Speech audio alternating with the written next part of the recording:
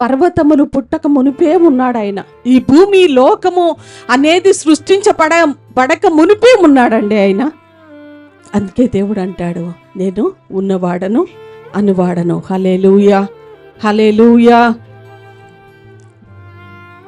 నిర్గమకాండము 6:6 కూడా ఒకసారి చదవండి. కాబట్టి నీవు ఇశ్రాయేలీయులతో ఇలాగు చెప్పుము, నేనే యెహోవాను.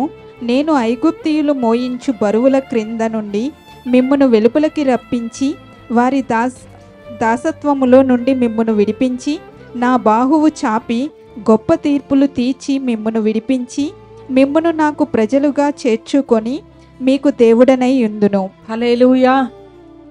నిర్గమకాండంలో అంటూ ఉన్నాడు దేవుడు, నేనే యెహోవాను. I am that I am. నేనే యెహోవాను. ఇశ్రాయేలీయులను ఐగుప్తు బానిసత్వం నుంచి విడిపించగలిగిన విమోచకుడను నేనొక్కడనే.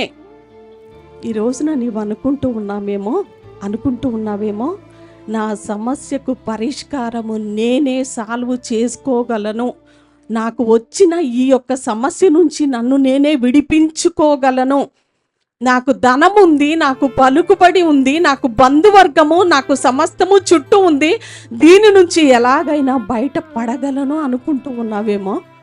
దేవుడు అంటూ ఉన్నాడు, మన సమస్యలన్నిటి నుంచి దేవుడు బయటికి తీసుకుని వస్తే తప్ప, దేవుడు మనల్ని విమోచిస్తే తప్ప కొన్ని పరిస్థితుల్లో నుంచి బయటికి రాలేమండి. మనకు తెలుసు, మన జీవితాల్లో చాలా అనుభవించాము అటువంటి వాటిలో నుంచి.